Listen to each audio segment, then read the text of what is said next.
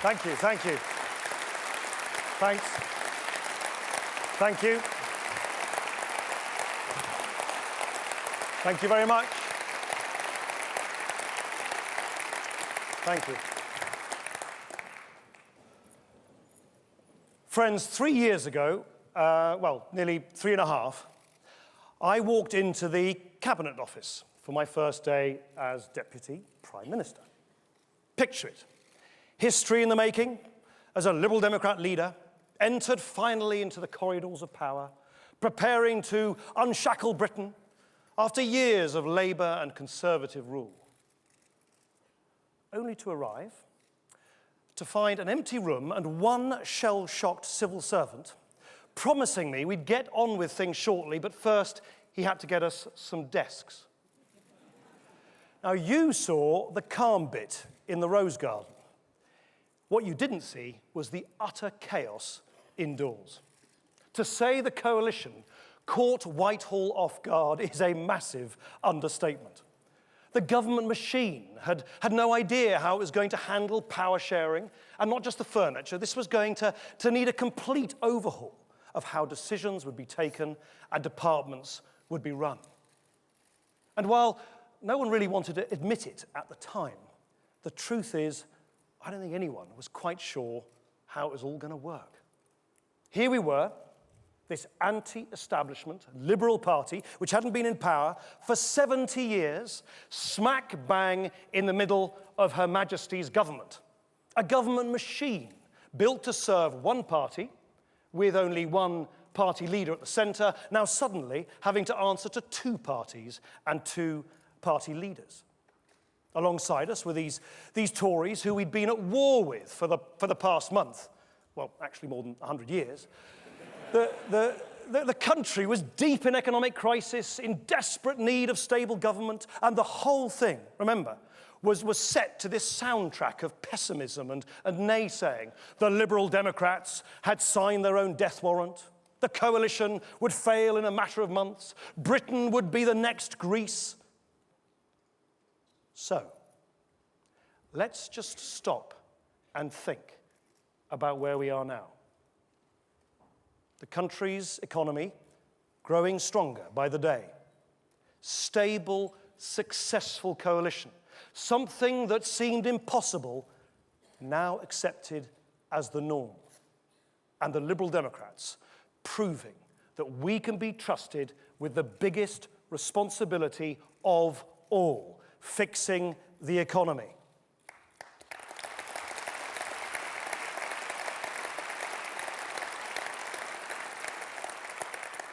But I know how hard it has been getting here, facing down all that nasty vitriol from our opponents. Trust me, there were days I thanked my lucky stars that my children were too young to understand some of the things that were written and said. But every insult we have had to endure since we entered government, every snipe, every bad headline, every blow to our support, that was all worth it. Because we are turning Britain around. We haven't won over every critic. We'll be tested 1 million more times. But that big question mark that has always hung over the Liberal Democrats, could we handle government and handle it when the going got tough? That question mark is now gone. The recovery simply wouldn't be happening without us. We have made sure the deficit is being cut at the right pace. We were the ones who said you don't just get growth by cutting red tape. Government also needs to invest in things, infrastructure, apprenticeships, regional growth. So I want you to feel proud today. Feel proud that the country's fortunes are turning. Feel proud that when we were under pressure to buckle and change course, we held our nerve. Feel proud that we are right here in the center of government and the center of British politics, standing up for the millions of people in the middle. I have talked to you before about the journey, our journey, from the comforts of opposition to the realities of government. Not anymore. Liberal Democrats, we are a party of government now.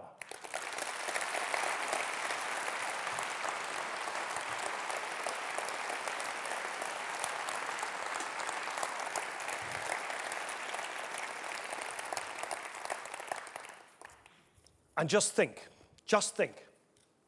of what we have achieved in 3 short years. For the first time ever, our schools get given money, our pupil premium, to stop children from the poorest families from falling behind. The first time ever. Over 1 million men and women have started training as apprentices in record numbers. Businesses across every region are being given billions to help them grow. We've made the biggest investment in our railways since the Victorian times. We've created a bank devoted to clean, green industry, a world first. Elderly people will no longer have to sell their homes to pay for social care because we've capped the crippling costs. Mothers will no longer be worse off in retirement because our new, simpler, fairer pension recognizes the value of raising a family. Fathers will have the choice of staying at home once their children are born because we're transforming parental leave. All parents will get free extra childcare paid for by the state when their children turn 3 or 2 for the families who need it most. We stopped ID cards. We've taken innocent people off the DNA database. We've ended child detention in the immigration system. 0.7% of national wealth spent on aid for the world's poorest. Our party's policy for years, not to mention getting the banks in order and helping to create over 1 million new jobs. And one last one. And one last one. At a time when millions of people are feeling the squeeze, when every penny counts, we've cut income tax bills by £700 and taken almost 3 million people on low pay out of paying any income tax altogether. Now, the Tories, they like to claim credit for that one now, don't they? Do you remember, however, those leaders' debates? David Cameron turned to me in front of the whole country and said, I would love to take everyone out of their first £10,000 of income tax, Nick, but we cannot afford it. Well, we can afford it. And we did it. A stronger economy and a fairer society too.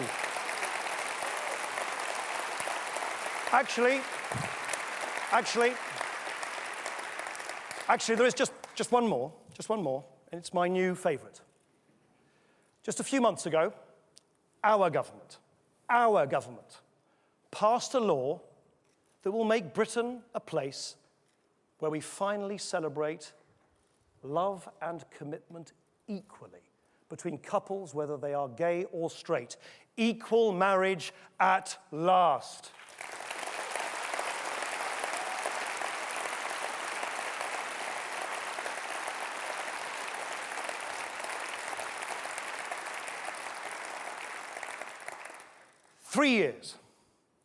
Three years.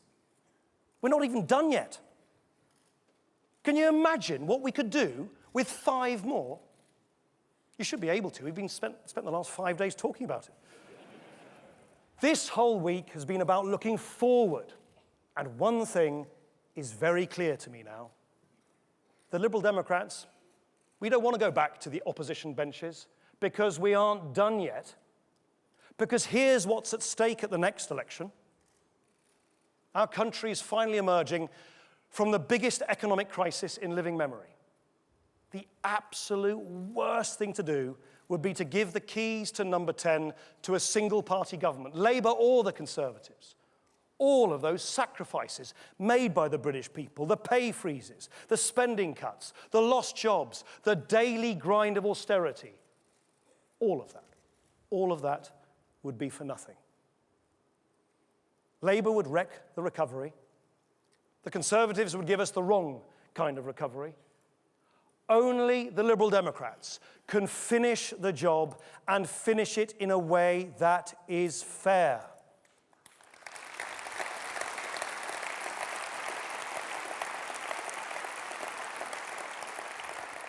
In 2015, the clapped-out politics of red, blue, blue, red, it threatens everything we have achieved.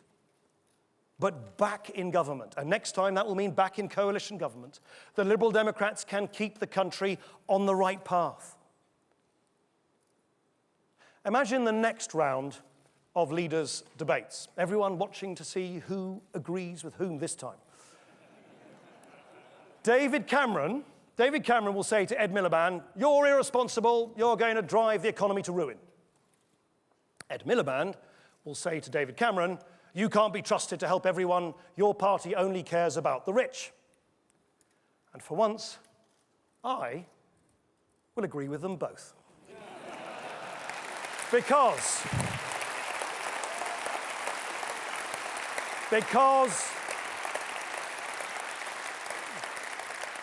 of course, they're both right. Left to their own devices, they'll both get it wrong. But Liberal Democrats, we've learned a lot since getting into government. And one of the main things I've learned is this. If we're asking people to put us back into the room next time round, if we want them to know why it's better to have us round the table when the big decisions are made, they do need to be able to make a judgment about what we'll do there. And that is as much about values, character, background as anything else. They need to know who we are, who I am, why I'm a Liberal Democrat, why I'm standing here today. So let me start with this. I was part of a generation raised in the 70s and 80s on a constant diet of aggressive us and them politics. I have so many memories of my brothers and my sister and I watching television and asking our parents why everyone seemed so upset, angry, shouty Labour politicians, union leaders gesticulating furiously next to pictures of rubbish piling up on the streets. And later, standoffs between crowds of miners and rows of riot police. At school, I was being taught all about the Cold War, the chilling backdrop to all of this. I even remember a history teacher telling me and my petrified classmates that we wouldn't probably make it until Christmas because there was bound to be a Soviet strike. That's sort of back to basics teaching that I'm not even sure Michael Gove would support. But anyway. So the world I grew up in, it was all about stark, polarized choices. Us versus them, east versus west, left versus right. An incompetent Labour government had been replaced by a heartless Conservative government. All anyone seemed to care about was whose side you were on. So I steered clear of party politics. And then one day, I was 22, and I was studying in America. And the phone rang, and it was my mum. And she just heard on the news that the Berlin Wall was coming down. So my flatmate and I, we tuned into our radio. And I remember we sat and listened for hours to reports of people coming out of their homes in the middle of the night and literally hammering away at this symbol of division and hate. And I can remember so clearly, as if it was yesterday, the sense of optimism and hope. Anyone here who's my age or obviously older will understand. It felt as though those dark, drab days of angry politics and conflict could now give way to something better. But in the weeks and the months that followed, when I looked to the government of my country, the British government, to see if that government, they were raising their sights to help shape this brave new world, all I could see was a bunch of Tories, too busy tearing strips off each other, embroiled, surprise, surprise, in rows about European treaties and widget directives. It was so totally dispiriting. Everything I'd come to abhor about the politics with which I'd grown up, insular, petty, polarized. And if that had been the end of the story, I doubt I would have entered politics at all. But it wasn't. Enter Paddy Ashdown. I met Paddy for the first time when he came into a dingy, grey, bureaucratic office I was working in Strasbourg. It was the middle of a major trade dispute between America and Europe. He marched in. Everyone instinctively stood to attention. And in what seemed like the blink of an eye, he ordered a cup of coffee, instructed the room on how to solve the world's trade wars, issued a series of action points that should have been delivered yesterday, reassured us it would all be all right, and then swept out. And that was the first time I'd seen a British politician talking with passion and conviction and without defensiveness and fear about the challenges in the world and the leadership Britain needed to show. The Liberal Democrats seem so outward-looking, so forward-looking compared to that tired, old, introverted politics of Labour and the Conservatives. And for me, that was it. That was it. That's how I found our party. So I know what it is like to look at the old parties and want more, to want a party that speaks for big, enduring values. And what the Liberal Democrats gave me 20 years ago, showing me there was something better than the tired choice between the Labour and the Conservative parties, is something I want us to give to people across Britain today.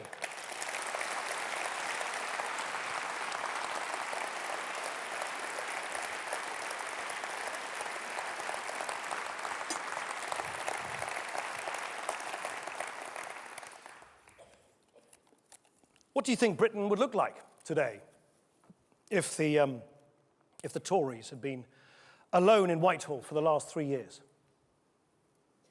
What would have happened without Liberal Democrats in this government? Well, there were some clues in that alternative Queen's speech proposed by a group of Conservative backbenchers this summer. Did you see that? Simon's choking. He obviously remembers it. There were some real crackers. Honestly, you couldn't make it up. Bringing back the death penalty, the return of national service, privatising the BBC. I even got a mention.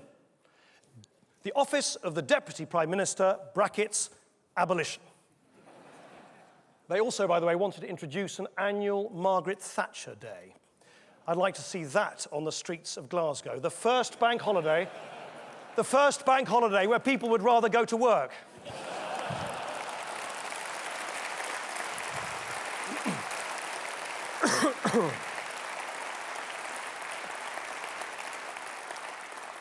These gems, though, priceless though they are not actually the most worrying bit. The real alarm bells aren't so much in the things Tory backbenchers would like to do, but the things Conservative ministers have tried to do. Now, I haven't said enough about this. It's a bit old-fashioned, but I kind of always thought it was better in politics to tell people about the things you've achieved, not just the things you've stopped. But people do. They do need to know how coalition operates and what we do day in, day out inside government. Ultimately, of course, it's up to the Prime Minister and me to make the whole thing work. Where there are disagreements, we try and seek compromise. And by doing that, we've cracked problems that single-party governments have struggled with for decades. Social care, pension reform, reducing reoffending, and so on. But sometimes compromise and agreement isn't possible, and you just have to say no. Inheritance, tax cuts for millionaires, no. Bringing back O-levels and a two-tier education system, nope. Profit-making in state schools, nope. New childcare ratios, no. Firing workers at will without any reasons given, no, absolutely not. Regional pay, penalising public sector workers in the north, no. Scrapping housing benefit for young people, no. No to ditching the Human Rights Act, no to weakening the protections in the Equalities Act, no to closing down the debate on Trident. Had they asked us, no to those go-home poster vans, and no to the boundary changes if you cannot deliver your side of the bargain on House of Lords reform.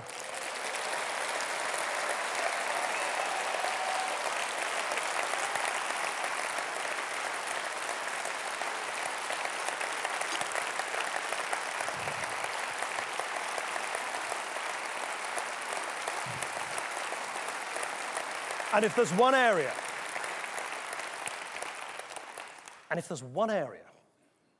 where we've had to put our foot down more than any other.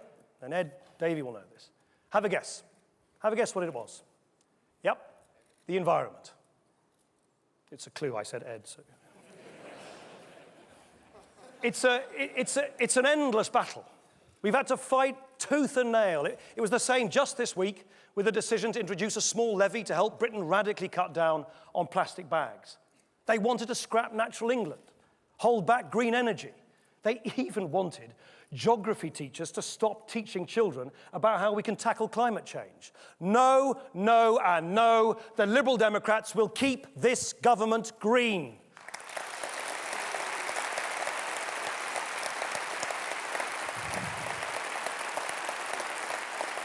By the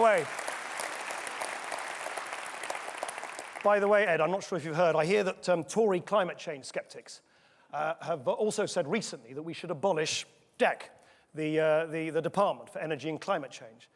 I expect, of course, that they first denied that DEC even existed, or if it does, that it's probably not man-made. Oh, that's a good one. Look, I don't pretend, having said all of this, that it's always easy to say no. Sometimes I've had to wrestle with some genuinely difficult dilemmas, not just Tory party dogma. With the Snoopers Charter, I took months listening to Home Office officials, the IT experts and security services, and the police. Because as much as I am in government to protect civil liberties, I also have to go to bed and sleep at night knowing I did my bit to keep people safe. Government ministers, loud voices, of course, in the Labour Party, the Securocrats and Whitehall were all adamant that I should say yes. But when push came to shove, it became clear that the surveillance powers being proposed were disproportionate. They would have massively undermined people's privacy. But the security gain was neither proven nor clear. It was right for the establishment, but wrong for the people. So I said no.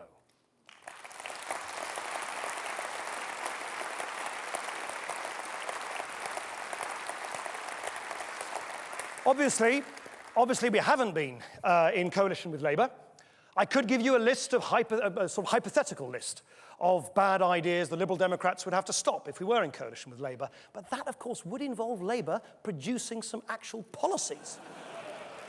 Now, who here knows Labour's plans for our schools? Anyone? Welfare? What will they do with the NHS? For industry? To cut crime? No. Well, Labour may not have an economic strategy, but fortunately we do. A bold plan for growth, agreed by our conference 2 days ago, built on sound public finances, with house building, infrastructure, and lending to business at its heart. Liberal Democrats turning Britain around. Now, the truth is, Labour haven't set out any kind of vision for Britain because they didn't think they needed to. You see, they've spent the last 3 years lazily assuming that austerity would drive voters into their laps. For them, 2015 is all about the coalition parties losing rather than Labour having to actually try and win. And that, in my view, tells you everything about why they act the way they do. Their deliberate decision to put tactical victories ahead of long-term reform. Remember the AV referendum? Not, of course, a happy memory for Liberal Democrats, I accept. But do you remember that AV was in fact in Labour's manifesto? Yet it was Labour figures who were the most staunch in the defence of the status quo just to score points against us. Lord's reform. Lord's reform, something that the Labour Party historically believed in. Yet when they had the chance to vote for it, they found excuses not to, just to score points against us. Even when we hear good news about the economy, they're miserable. They'd rather it be bad just to score points against us. So I have a message for Labour today. You can't just duck responsibility for the past and refuse to spell out what you do in the future and expect people to give you a blank check. You can sit and wait for the British people to come back to you, but don't hold your breath.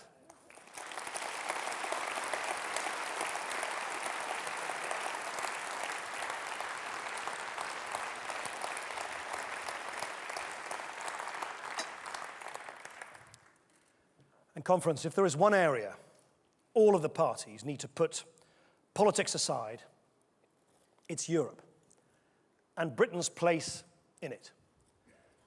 The Conservatives have this bizarre view that we can turn our back on Europe and still lead in the world, as if we'll be taken seriously by the Americans, the Chinese, the Indians, all the big superpowers of the modern world when we're isolated and irrelevant in our own backyard. But the truth is, of course, that we stand tall in Washington, in Beijing, in Delhi, when we stand tall in Brussels, Paris, and Berlin. I know it. I've worked there. I've seen with my own eyes what can be achieved for Britain by engaging with our neighbours and building the world's largest borderless single market upon which millions of jobs in our country now depend. Of course the European Union needs reform. No one is saying it doesn't. But we cannot allow the contorted confusion of the right, the outright isolationism of UKIP, to jeopardize millions of British jobs and diminish our country's standing in the world. Liberal Democrats, it falls to us to stand up for the national interest. We will be the party of in.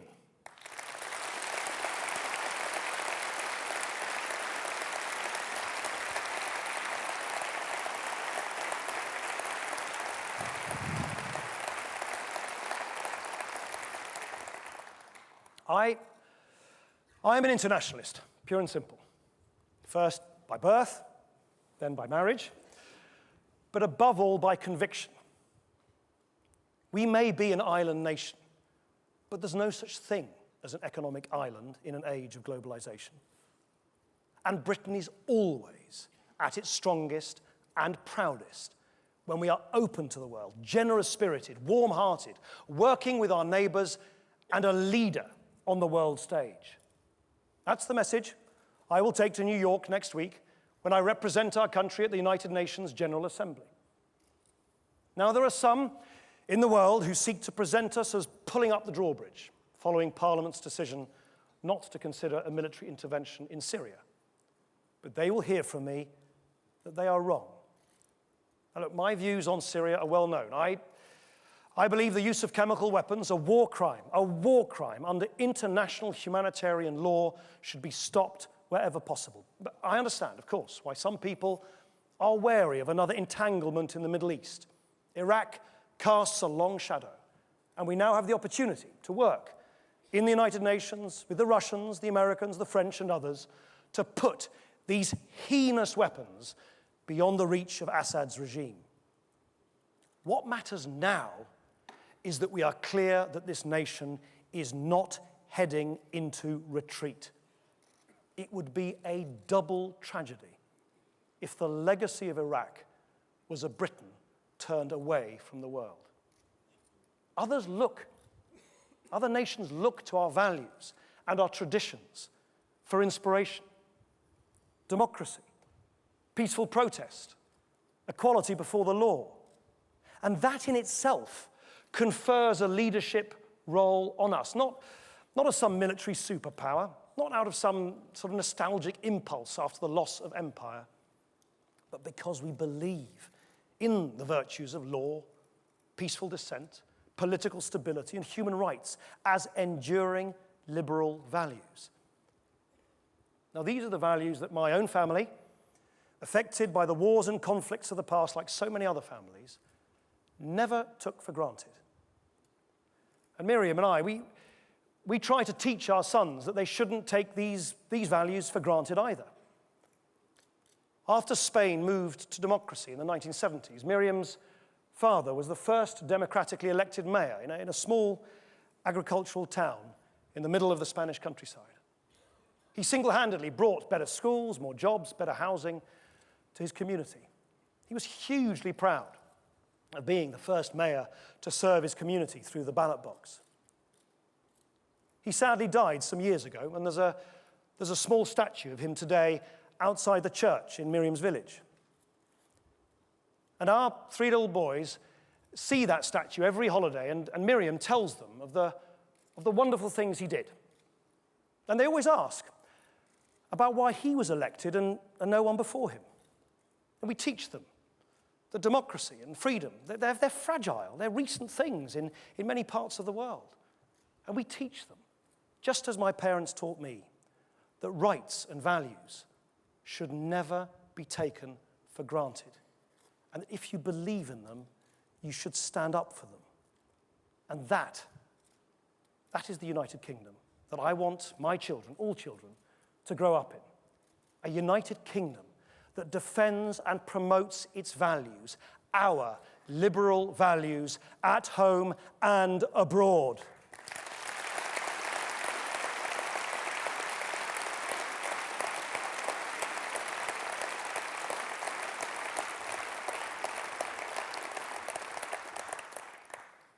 It's now a year to the day until the Scottish people decide whether or not to leave the United Kingdom, the independence referendum. I am unambiguously, unequivocally in favour of Scotland remaining in the United Kingdom. Now, the nationalists, they don't have a monopoly of passion, you know, in this debate. I love the way the United Kingdom is made up of different peoples, different traditions, different histories. I've sat in rugby grounds shouting my head off for England while the Scottish fans have shouted back just as loud. And it's a very special thing when good-natured rivalry can flourish side by side with a feeling of affinity and closeness that comes from being a family of nations. And on every single level, we are stronger together than we are apart.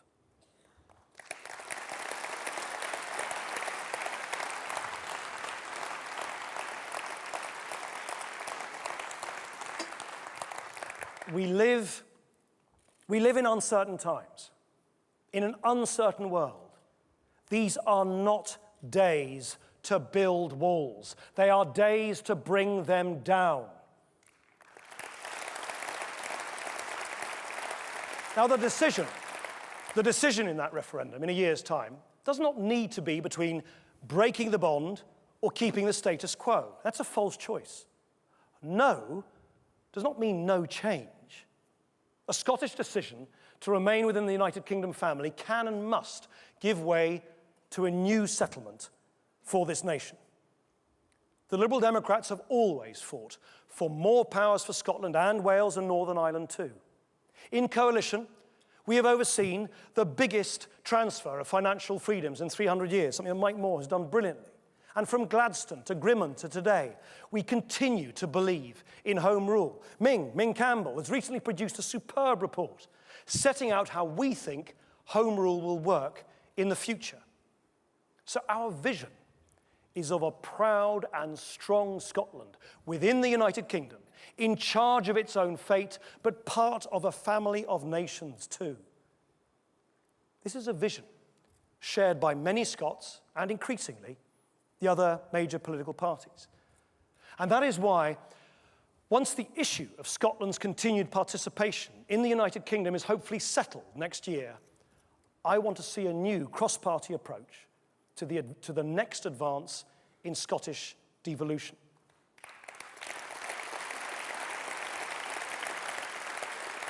Willie Rennie has already signalled his willingness to work with the Scottish Labour and Conservative leaders ahead of next year's vote, and I support him.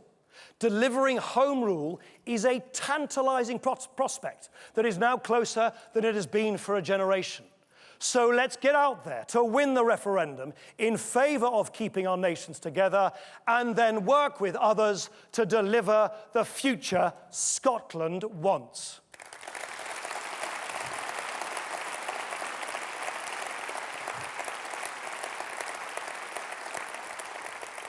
I had the pleasure of meeting one of Scotland's finest this summer, Andy Murray. It was at a reception in the Downing Street Garden the day after his stunning Wimbledon victory. David Cameron, Ed Miliband and I, we were all kind of sort of fluttering around him, trying to ask clever questions about the Djokovic match. When suddenly Andy Murray interrupted and he said, you all seem to be getting along now. Why can't you always be like this? Quite a good question, actually, and it was met with a very awkward silence and the sort of three of us shuffling our feet. Of course, he was right. It's true. Of course we can get on. We're never going to be mates, but I've got nothing against them personally. Politically, yes, but not personally. And that's why the constant, breathless speculation about how different party leaders get on just kind of misses the point.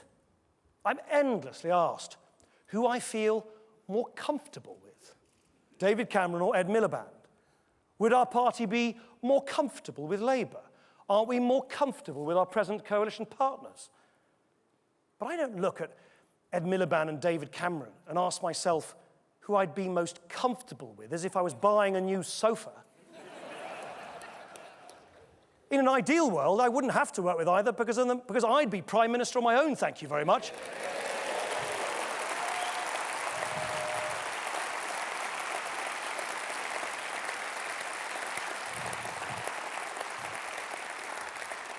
And I'd like to think I do a better job too. Very good. Give the man a job.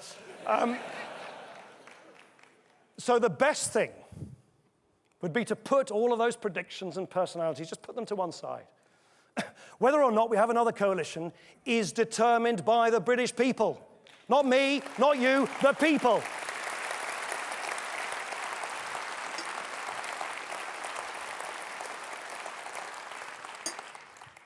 And if that happens, only their votes, the votes of the people, can tell us what combination of parties carries the greatest legitimacy.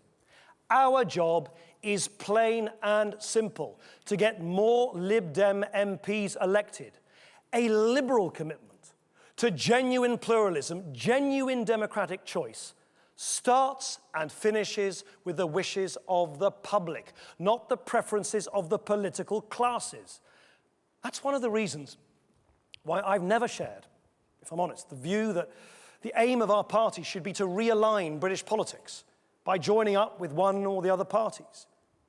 Roy Jenkins, someone I admired hugely, believed that if we aligned with a modernising Labour Party, we could heal the divisions of the centre-left. But for me, joining forces for good with another party, it simply reduces democratic choice. The Liberal Democrats, we're not just some subset of the Labour or Tory parties. We're no one's little brother. We have our own values and our own liberal beliefs. We're not trying. We're not trying.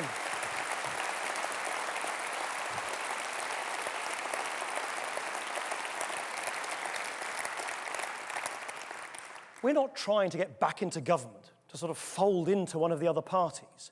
We want to be there to anchor them to the liberal centre ground, right in the centre, bang in the middle. We're not here to prop up the two-party system. We're here to bring it down. Yeah.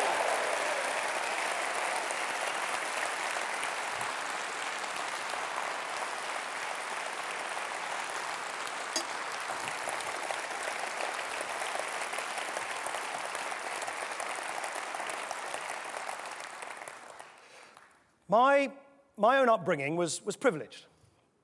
Home counties, private school, Cambridge University. I had a lot of fantastic opportunities. But I also had two parents who were determined that my brothers, my sister, and I, that we knew always how lucky we were. On both sides, their families had experienced huge, huge upheavals. My Dutch mother had spent much of her childhood in a prisoner of war camp. My dad's Russian mother had come to England after her family lost everything in the Russian Revolution. So our home was full of different languages, relatives with different backgrounds, people with different views, music and books from different places. And my mother and father always told us that people's fortunes, they can turn quickly, that good fortune should never be assumed, and misfortune can occur suddenly without warning.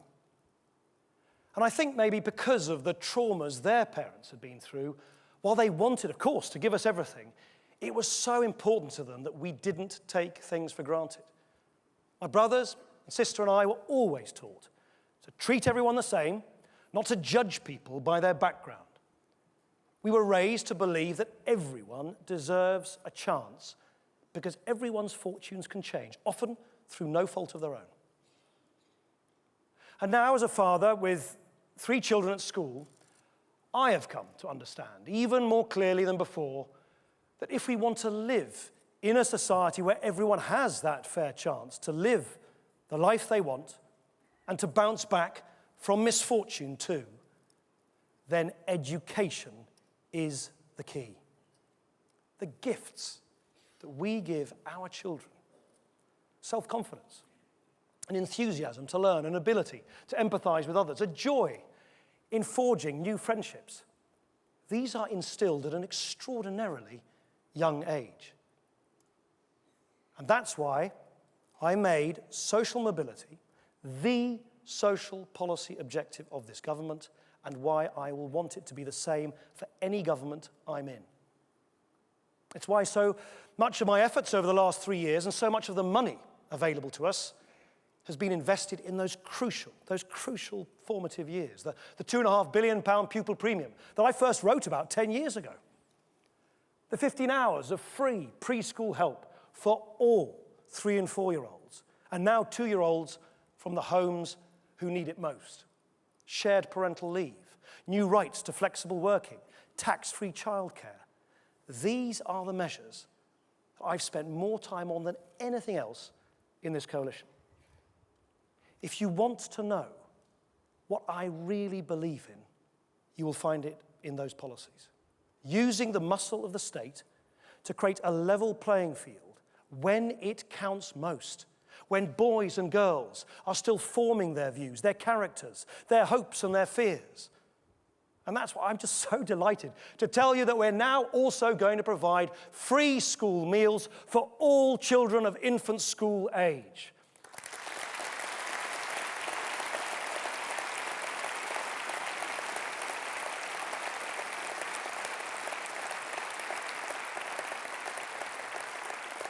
From next September, we'll give every child in reception and years 1 and 2 a healthy lunch every day, saving families more than £400 per year per child. And for the Liberal Democrats, this is a first step. My ambition is to provide free school meals for all primary school children. Another reason we want to get into government again next time round. Now, the Conservatives, on the other hand, have made it clear that their priority is to help some families over others, with a tax break for married couples. A tax break for some, funded through the taxes of everybody else. That tells you everything you need to know about their values. We, however, will help all families in these tough times, not just the kind we like best, by helping their young children get the best possible start in life. And that tells you everything about our values.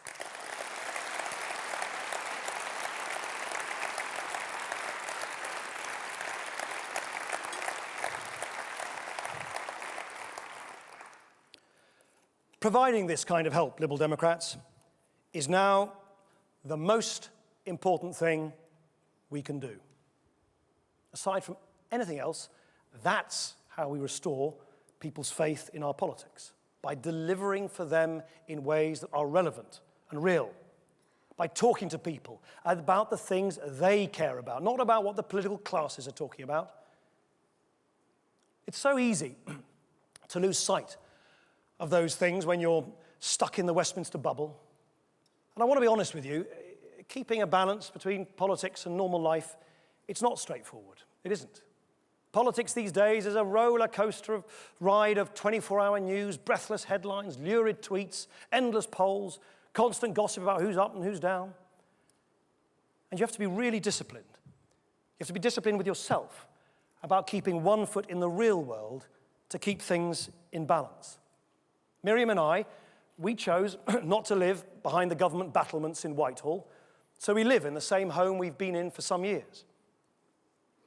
We try very hard to keep our family life normal, private. We keep our children away from the cameras. We don't pretend we're a model family. We're not. We are who we are. We try to make sure that Westminster doesn't take over our lives.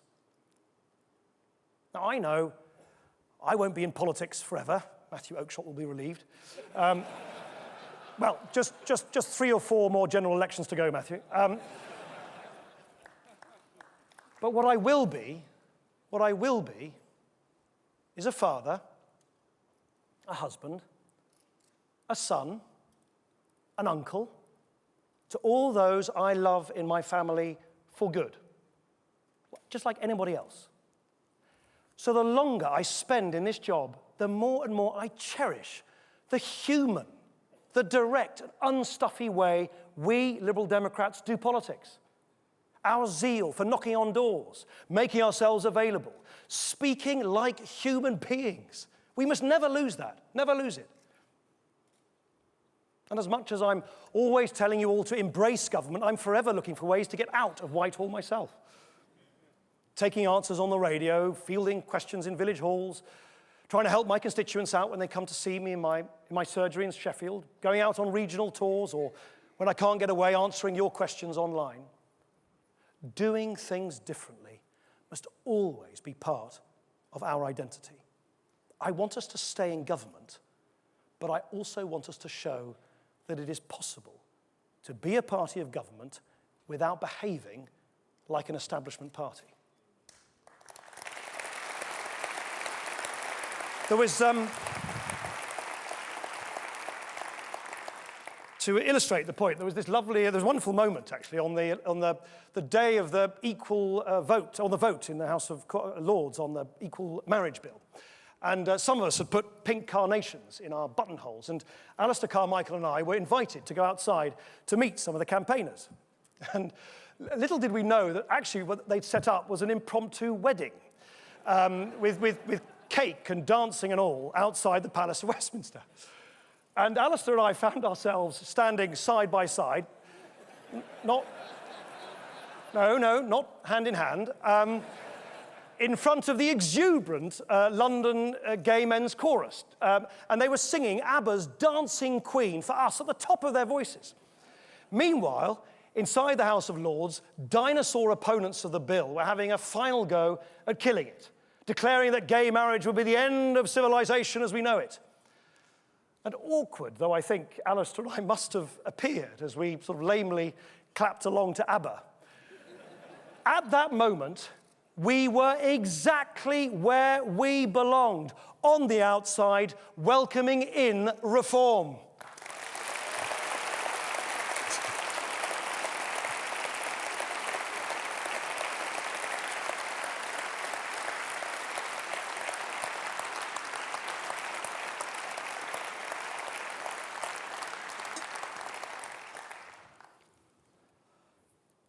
Liberal Democrats,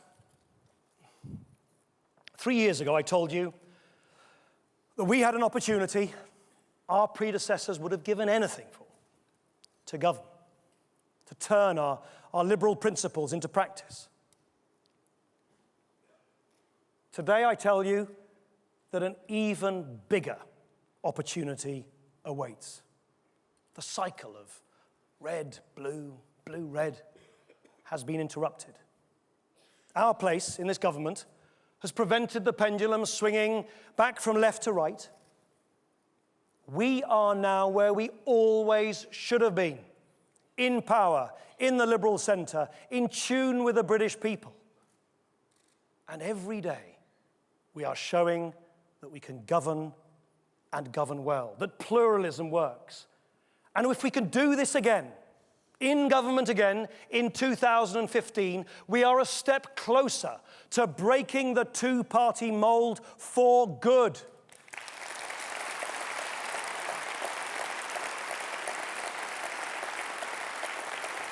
In the past, there were people who would only support us when the future of the country was not at stake. Now, there are people who will support us precisely because the future of the country will be at stake. In the past, the Liberal Democrats would eke out an existence on the margins of British politics. Now we hold the Liberal centre, while our opponents head left and right.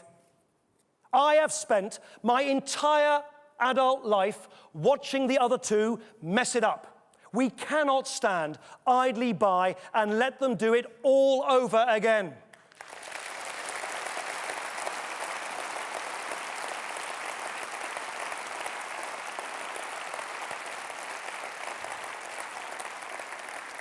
We are the only party that can finish the job of economic recovery, but finish it fairly. The only party able to build a stronger economy and a fairer society too. Liberal Democrats, take that message. Take it out to the country. Our mission is anchoring Britain to the centre ground. Our place is in government again. Thank you. Thank you.